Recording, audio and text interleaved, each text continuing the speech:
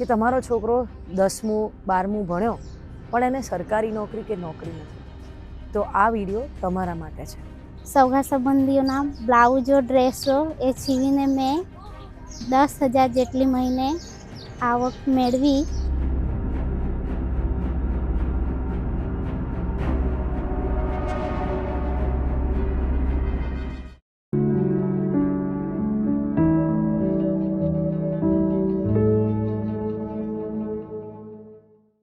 શું તમને એક પ્રશ્ન છે કે તમારો છોકરો 10મું 12મું ભણ્યો પણ એને સરકારી નોકરી કે નોકરી નથી મળી અને બીજા બધા કામો કરીને કમાઈ તો રહ્યો છે પણ તેને હજુ પણ નોકરી નથી મળી?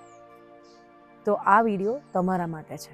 તો આજે આપણે આવ્યા છે સુરત જિલ્લાના માંડવી તાલુકાના કરુઠા ગામમાં અશોકભાઈ, કે જેઓ સર્વાંગી વિકાસ ચેરિટેબલ ટ્રસ્ટના ટ્રસ્ટી છે. KRSF સાથે મળીને તેઓ ટેલરિંગનો કોર્સ બાળકોને શીખવાડી રહ્યા છે. તો એમને મળીએ અને જાણીએ કે વોકેશનલ સ્કિલની અંદર તેઓ શું શું કરાવી રહ્યા છે અને એમને કેવી સફળતા મળી.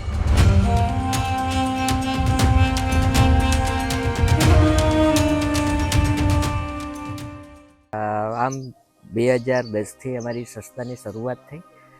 ડૉક્ટર KR શ્રોફ સાથે 3 વર્ષથી જોડાયા પછી એમાંથી આપણને એક નવા આઈડિયા આવતા ગયા. આમ આઈડિયામાંથી અમને એમ થયું કે ભણતરની સાથે આપણે નવું કંઈક કરીએ, તો આપણે સીવણની એક શરૂઆત થઈ.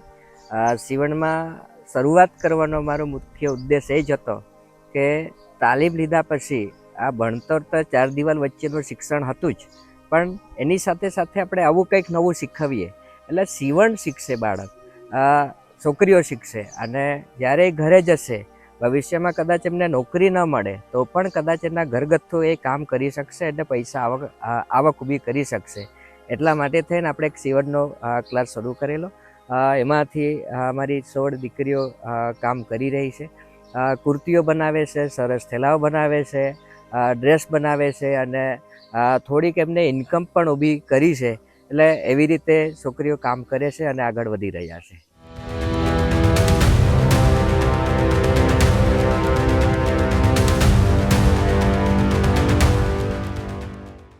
હું સર્વાંગી વિકાસ ટ્રસ્ટ દ્વારા 4 મહિનાની તાલીમ લીધેલી અને ત્યાર પછી અમને કુર્તી બનાવવાનો ઓર્ડર આવેલો.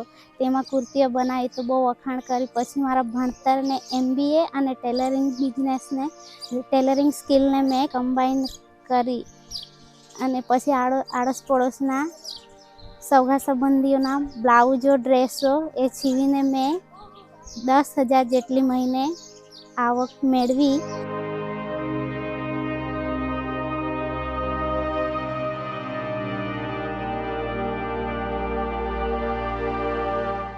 અહીં સર્વાંગી વિકાસ ટ્રસ્ટ દ્વારા અમને સીવણ શીખવવાનું ચાલુ કર્યું. ત્યારે અમને કંઈ જ ના આવડતું હતું, પણ અહીં અમારા મેડમ એટલે કે મિત્તલ મેડમે અમને કેવી રીતના મશીન ચલાવવું, કેવી રીતના સિલાઈ મારવી, કેવી રીતના કપડાનો માપ લેવો તે બધું શીખવ્યું, જેથી અમે અમારા ભવિષ્યમાં પોતાના કે બીજાના કપડાં સીવીને પોતાના ઘરમાં એક ઇન્કમનો સ્ત્રોત ઊભો કરી શકીશું.